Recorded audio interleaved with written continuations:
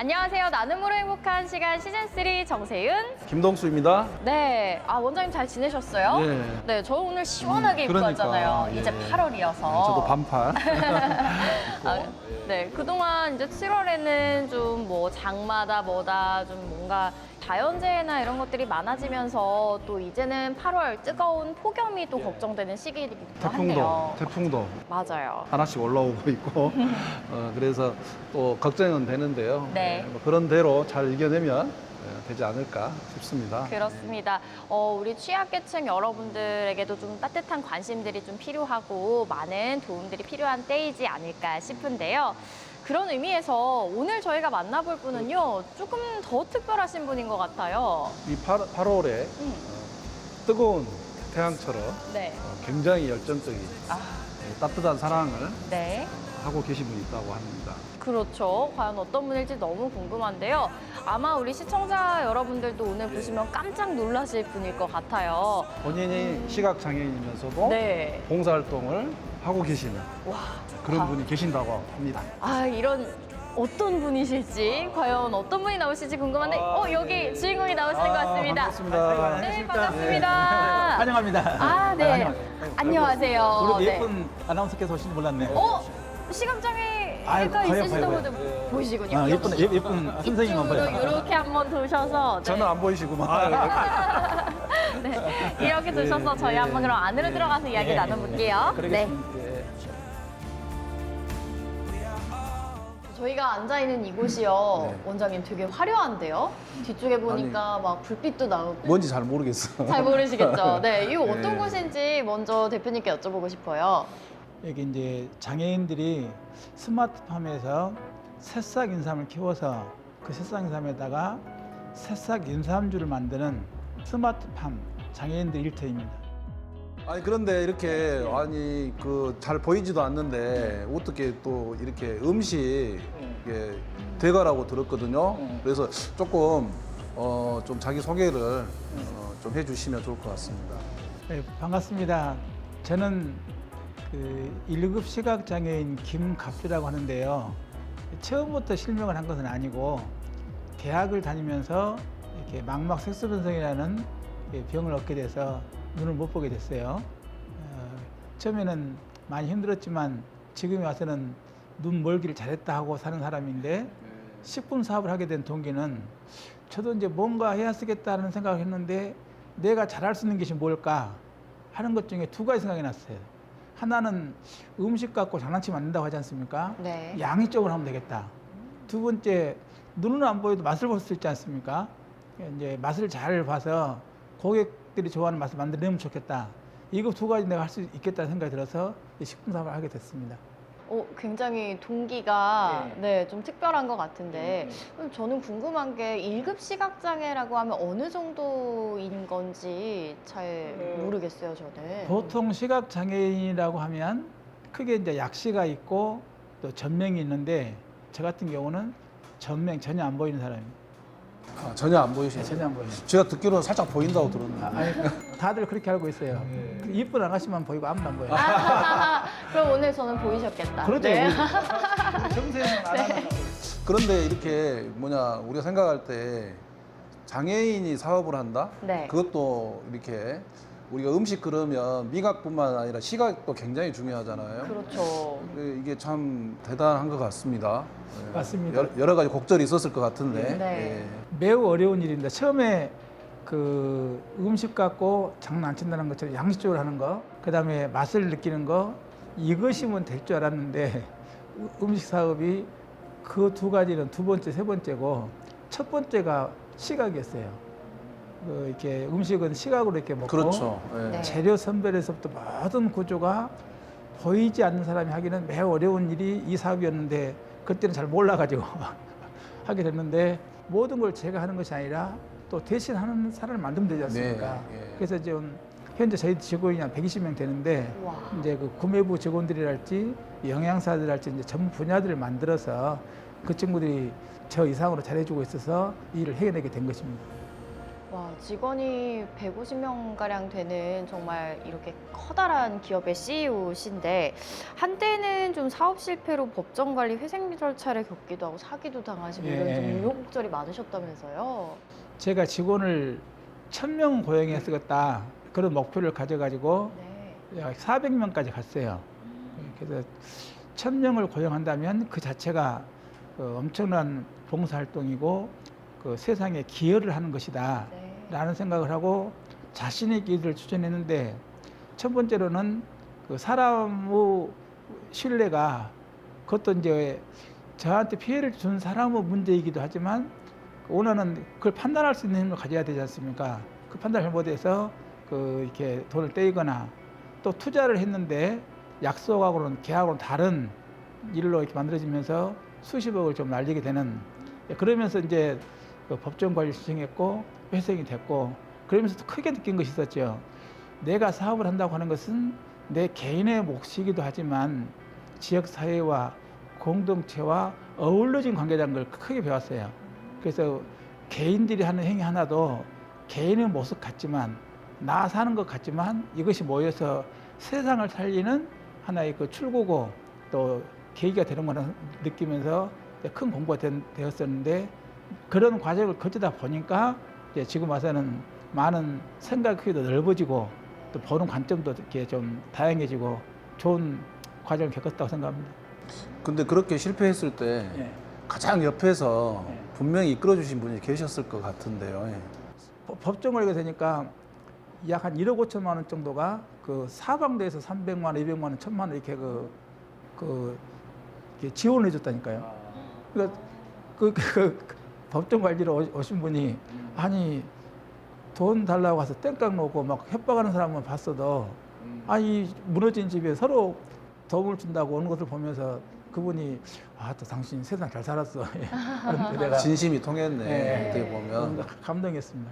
아, 이렇게 주변에서도 십시일반으로도 다시 재기할 수 있도록 도와주시고 맞습니다. 하셨다고 하셨는데 기존에 좀 많이 베풀고 나눔 활동을 실천하셨기 때문에 또 그때 많이 도와주시지 않았나 싶거든요. 활동들을 굉장히 좀 많이 하신 걸로 알고 있어요. 제가 83년도에 이제 실명을 해가지고 아 이거 어떻게 사나 하고 앞이 캄캄했을 때 내가 앞으로 다시 무언가 한다면 덤이다 내 삶이 맨 먼저 그 그룹홈을 만들었어요. 국가 지원 없이 자비로 그 가정 같은 공동체를 만들어서 장애인들을 키우고 살았고 또 천주교 시각장애 선교라는 그 장애인 단체를 지원을 해줬어요. 그러면서 그 지금은 이제 장애인 단체들이 국가 지원을 많이 받고 있어요. 그때는 이제 그런 것이 없을 때입니다.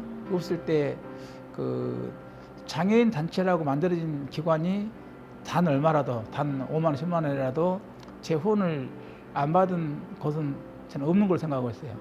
그렇게 후원해 주면서 또 제가 그 장애인 신협을 만들었어요. 네. 신협을 만들어서 저는 장학금을 공부 못한 아이부터 줬어요. 200명 장학금 줬는데 그때 무이자로 준 거죠. 근데 학력이라고 다 갚았어요. 그런 식으로 우리 생활 속에서 도울 수 있는 방법이 뭘까? 그다음에 그 청각 장애인들은 그 누가 길거리에서 그 빵을 팔다가 원래 길거리에서 파는 것을 먹어야 되지 않습니까? 있는 집 앞에서 했는데 자꾸 그분이 그 동구청에다가 이제 그 이렇게 민원을 넣어서 그 집 앞에 있는 그 노상을 없애주라 이거예요. 그래서 제가 그 친구 나를 찾아와서 회장님, 나 좀 여기서 길거리에서 노상을 하게 해달라요. 그래서 제가 설득을 했어요. 우리가 법대로 하자. 내가 가게를 하나 차려줄 테니까 네가 벌어갖고 갚아라. 그래서 그 가게를 차려줬어요.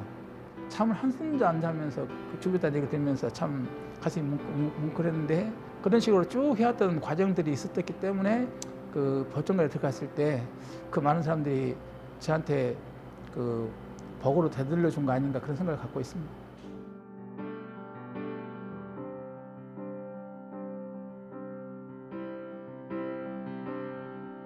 그럼 혹시 여기 이렇게 시각 장애인이 뭐 이야기를 하다 보니까 강주에는 한 몇 분 정도 계신가요? 예. 처음에 제가 실명했을 때 이 극한 어둠이 나에게만 있는 줄 알았어요. 많이 없는 것 같아요. 네. 예. 근데 어. 지금 광주 전남 등록된 시각장애인만 해도 22,000명. 등록된 시각장애인. 네. 몰랐죠. 예. 네. 또 정말 깜짝 많네요. 놀랐어요. 더 놀란 것은 지금 4대 의무 중에 하나가 뭐 납세 의무, 국방 의무인데 그 중에 하나가 교육 의무지 않습니까? 저는 그래도 운이 좋아서 대학에 나왔는데 대부분 초등학교 나온 많아요. 교육 제도가 안 돼 있고 80년대만 돼도 그래서 너무 이렇게 그 불평등했어요. 학교가 시각 장애인 전문 학교가 있지 않겠어요? 근데 그런데, 그때 예. 그 광주 그 당시 전남교죠. 지금 광주로 바뀌었는데 그래봤자 광주 전남에서 불과 몇십 명 다니는 거예요. 그럼 다 대부분 집에 있고. 그렇죠. 뭐 외국 같은 경우에는 시각 장애인들이 이제 그 우리 이제 보면 여러 가지 편의 시설이라든지 예. 맞아요. 점자라든지 이렇게 뭐 바닥에 길바닥에도 예. 있고 이런 게 우리나라는 아직 굉장히 초보죠. 예, 지금은 이제 많이 성숙돼 있는데 그 당시에는 아예 뭐 점자블 장애인에 관련된 사회 서비스가 거의 제로라고 보면 그 말 정도로 이렇게 그러다 보니까 나와서 보니까 대부분 그 일을 하신 분들은 안마 하신 분 몇 분 계시고 나머지는 거의 안마. 예, 이렇게 주변에 의지해서 사는 지금처럼 수급 제도가 있는 것도 아니고 장애인 그런 후원 제도가 있는 것도 아니고 그야말로 그 최악의 상태로 사는 분들이 대부분이었어요. 교육이나 뭐 교재나 이런 것들이 이렇게 잘 구축이 되지 않았던 때라서 더욱더 그랬을 것 같다는 생각이 드는데 아무래도 이 김갑주 대표님 같은 경우에는 비장애인이다가 장애인이 되셨기 때문에 이런 점들을 더 크게 좀 많이 느끼셨을 것 같아요. 그 점은 지금 그 우리 정세현 아나께서도 핸드폰에 네. 수많은 사람이 기록되어 있을 텐데 그 중에 장애인이 몇 프로 됩니까? 우리나라가 5,200만 중에 등록된 장애인이 263만 명, 2000년 통계로 지금 더 될 거예요. 그러면 얻는 자가 5%인데 아나운서 아는 사람 5%는 장애인이어야 되잖아요. 그렇네요. 그래서 왜 안 수시로 되는 따지면. 거예요? 그만큼 이 사회에서 격리되어 살아있는데 네. 말씀하신 대로 저는 이 비장애 학교를 일반 학교를 나왔지 않습니까? 네. 그러다 보니까 그 친구들하고 쉽게 접해지다 보니까 사업을 하고 움직이는데 그분들 다 도움을 받고 그런 거지 않습니까? 그래서 쉽게 좀 이 사회에 그래서 나와서 이제 할 수가 장애인 같은 경우에는 이렇게 아까 보조를 받거나 없어요. 예. 조력을 받거나 예. 이런 입장인데 우리 대표님은 사업을 해서 그 장애인뿐만 아니라 예. 비장애인까지 이렇게 예. 도움을 주는 예. 봉사자로서 예. 이렇게 활동을 하신다는데 예. 그 이야기를 한번 이제 하나씩 좀 들어보시죠. 그러죠. 예. 우선 이제 제가 안 받아본 상이 없어요. 상을 많이 받았다. 네. 네. 훈장부터 시작해서 대통령상, 장관상, 시장상, 시중에 그 나와 있는 상은 거의 다 받은 것 같아요. 와 부럽습니다. 무엇을 어떻게 해서 네. 아니 제가 한 번도 그 상을 받겠다고 신청해 본 적이 없는데 주변에 추천해 줘가지고 자랑 같지만 내가 살아온 모습에 대한 그 평가고 단면이라 하는 생각이 들었고 두 번째로는 그 시각협회장 할 때 장애인들이 이동권이 매우 불편했어요. 늘 차가 부족하고 그래서 제가 정년 퇴임하신 분들을 아르바이트생으로 불러드린 거예요. 봉사활동도 하실 겸 용돈도 생길 겸 우리 장애인들한테 그 안내를 해서 서비스 제공할 겸 얼마나 좋냐. 그래서 그런 거 만든다든지 이른바 시니어 운전원이네요. 그래서 이제 그런 부분들도 그렇고 시에서 지원해 주는 것도 충분하게 그런 보행이 불편하거나 시각 장애인이나 이런 분들에 대한 그런 게 이제 제한이 되더라고 예산 때문에. 특히 이제 장애인 같은 경우에 아까 밖으로 나가는 게 굉장히 즐거움이잖아요. 맞습니다. 그런 봉사도 음식 후원도 하시고 뭐 장애인들이 바다로 간다든지 뭐 이런 여러 가지 할 때 그런 이야기도 좀 해주시죠. 예. 이제 그 대개 장애인들이 이제 교육의 문제, 그다음에 일자리 문제, 또 이제 취미나 사회 활동 문제에서 교육이나 그 취업은 제가 어떻게 하기는 매우 이제 제한되어 있지만 여행 시켜드리고 나들이 시키는 것은 쉽게 되지 않습니까? 그래서 그 90년대부터 이제 도시락 공장하면서 도시락도 지원해주고 이분들 여행 가는 것도 이렇게 하고 했는데 그걸 차근차근 키워가면서 제가 얼마나 무모한 일을 했냐면 글을 쓰게 했어요. 이제 그 여행을 가면 글을 쓰라. 글을 써라. 그러니까 처음에는 네. 그 이분들이 아 그냥 놀러 가게 하지 무슨 뭐 글이냐고 하고 처음에 반발했는데 정말 글을 잘 써버려요. 하고 책자로도 냈어요. 제가 하면서도 야 어떻게 이렇게 글을 잘 쓸 수 있을까? 그러면서 그 여행을 이제 단순히 야외에 가는 것도 있지만 여행이 또 하나의 삶의 공부가 되고 또 자기 취미거리가 되기도 하고 그렇게 해서 그 뭐 악기도 다른 사람도 생기고 이렇게 하나씩 이 여행이 자기 삶의 또 하나의 추구가 되더라고요. 이게 이제 장애인 뭐에 대한 봉사 이것은 물론 이제 본인이 또 겪고 있기 때문에 더 하고 계시는데 비장애인에 대한 봉사도 여러 방면으로 하고 계시다고 들었는데 실은 비장애인들도 모형만 그 장애가 없는 것처럼 보이지 눈이 안 보이는 장애인보다 더 어려움에 처한 사람이 많아요. 비장애인들도 도움이 필요한 사람이 많고 정말 많습니다. 이분들을 어떻게든지 그 자존을 살리고 또 역할을 하게 하는 것은 우리 모두가 해야 할 몫이기 때문에 그 비장애인들 함께하는 등산회도 만들고 또 학습 클럽도 만들고 그 이렇게 뭐 봉사 클럽도 만들고 그러면서 이제 그 얼마만큼 파급 효과가 있었는지는 모르지만 이제 그렇게 해보려고 하는 것들. 그러면 아까 직원이 한 120명 된다 했는데 거기에 좀 장애인하고 비장애인이 어느 정도 지금 이제 그 저희 회사 자체는 이제 장애인이 한 명뿐이고 자회사로 일하는 장애인 표준사업장을 투자해서 만들었어요. 그래서 여기서 장애인들이 20명이라고 있는 거예요. 그런 그 통합 사회를 만들어가는 과정들로 좀 봐야 된다고 그러니까 생각합니다. 여전히 이렇게 시도하시는 것 같아요. 아까 단순한 후원에서 여러 가지 아까 뭐 협회장으로서 또 여러 가지 또 통합 노력이라든지 제도적인 문제들도 많이 고민하시고요. 예, 앞으로 이제 궁극적인 목표는 뭔가 향해 있을 텐데 지향점이 그거 한번 이야기해 주시죠. 저는 앞으로 저 혼자서 다 된다고 생각하지 않지만 함께 잘 살게 하는 것. 이게 아까 어려운 사람 도와줘야 쓰겠다. 내가 누구 눈이 되어야겠다. 그건 1차원적이지 않습니까? 우리나라가 이렇게 잘 살게 된 이유 중에 하나가요. 나 잘 살고 내 자식 잘 키운 데는 초인류적이 있어요. 세계적이었다니까요. 그 덕에 우리가 다 잘 사는 거예요. 근데 내 자식한테는 대학원도 보내고 박사도 보내고 돈으로는 집 사라고 1억도 10억도 주면서 옆집에 딸은 10,000원도 안 주고 그러고 구해주냐고.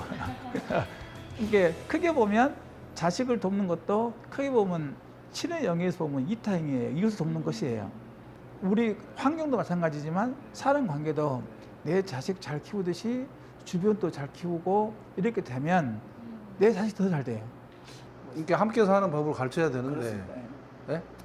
아무래도 아까 말씀하신 대로 편향적으로 자녀 교육이라든지 이런 것들이 되다 보니까 사회가 그래서 이제 우리 대표님이 아까 장애인 비장애인뿐만 아니라 우리 이제 젊은 세대 남녀노소 할 것 없이 공존할 수 있는 그게 이제 길이 함께 잘 사는 거다. 우리 대표님 여러 가지 이제 봉사활동도 하시는데 헌혈은 혹시 해보셨을까요? 저는 고등학교 때 눈 떴을 때부터 헌혈을 여러 번 했습니다. 그리고 제가 헌혈을 통해서 제 행복도 느꼈지만 제가 큰 걸 하나 깨달은 게 있어요. 제가 실명을 해가지고 우리 시각장애인을 만났어요. 근데 그분은 그 34살 때 아들하고 둘째 아들하고 어머니가 물에 빠져 먼저 이렇게 익사하고 그때 첫째는 9살, 막둥이가 3살이에요. 밤만 되면 3살이고 엄마를 찾아 울어. 근데 이분이 36살 때 실명을 했어요. 하고 이제 저를 만났어. 날마다 술 먹고 뭐 길이 없고 희망이 자식 잃었지, 눈 잃었지, 각시 잃었지 뭐 어떤 그분이 힘이 있겠습니까? 그런데 나는 사본다고 나오고 이제 한 몇 년 만에 만났어. 어이, 내가 이렇게 살면서 뭘 하고 살까 하고 고민을 하다가 자네처럼 사업을 하는 것도 아니고 이 세상을 위해서 내가 뭘 할 수 있을까 고민한 것이 헌혈했어요. 그분이 헌혈을 300몇 번 했어요. 아 그래요? 그분이 그 헌혈증을 갖고 있어요. 우리 모임에서 돌아가셨는데 그래서 제가 어렸을 때 헌혈이 이웃을 살리는 생명운동이었지만 이분이 이웃을 위해서 헌혈됐지만 본인 사는 길이었잖아요. 예, 자기 자신의 생활을 개선을 하고 그 대표님 이제 남 이야기 하지 말고 고등학교 때만 하고 아니 실명할 때까지도 계속 그 실명하고 나서는 못 하신 거예요? 실명하고 나서도 못했는데 나중에 좀 몸이 제가 이제 좀 관절염도 오고 안 좋아서 그때까지는 약도 드시고 예, 그래서 못하고 20대 30대 초반까지 했었어요. 개인의 행복뿐만 아니라 사회적인 행복까지 다 이렇게 또 철학이 있으시고 아무래도 보이는 것보다 보이지 않는 것을 더 많이 보고 계시기 때문에 그 마음의 힘이 아닌가 이런 생각이 들거든요. 그래서 우리 뭐 최종 그 공통 질문 한번 해주시죠. 네. 그래서 궁금합니다. 대표님께 결국 나눔이란 어떤 의미일지 한마디로 표현해 주시죠. 나눔이란 나를 위해서 돌려주는 겁니다. 그 나눔이란 돌려주는 거, 이게 내가 적선하는 것이 아니고 받은 걸 되돌려주는 거거든요. 아니 나는 우리 대표님이 이렇게 이야기를 하면 네. 나는 나눔이란 어둠 속에서 광명을 주는 거 뭐 이런 이야기 하시잖아요. 아니, 돌려주는 거예요. 다시 한번 돌려주는 나눔은 거. 네. 내가 도움 받았던 것을 되돌려주는 겁니다. 광명을 찾는 것은 비유적 관점에서 어둠과 빛이 있을 때 그것을 철학적으로 본인이 생각을 키우는 도구이고, 그 나눔은 그 함께 잘 살기 위해서 도움 받았던 것을 돌려주는 거거든요. 돌려주는 네. 거. 네, 우리 김갑주 대표님의 말씀처럼 우리 시청자분들도 나를 위해서 돌려주는 이 나눔 좀 많이 실천해 보시길 바라도록 하겠습니다. 자, 그럼 저희 오늘 인터뷰 마치기 전에 마지막으로 저희 시그니처 포즈가 있거든요. 하트를 만드는 건데, 보여줄 수가 없어서. 네, 이걸 하트, 손하트. 어떻게 아니 이거? 손가락으로 하트를 만드는 건데요. 저희만의 포즈가 있습니다. 어떻게? 같이 해보세요. 네, 자, 이렇게 잡아보시면 되는데요. 이렇게 하트가 이렇게, 네. 이렇게. 이렇게 손을 모아주시고 그리고 여기 세 개 손가락은 펼쳐주시면 되겠습니다. 맞아요. 네, 네, 좋습니다. 그럼 이렇게 만들어주시면 되는데요. 구호가 있습니다. 나눔이라고 원장님이 선창해 주시면 저희가 행복입니다라고 이 하트를 만들어주시면 되겠습니다. 나눔이 행복입니다.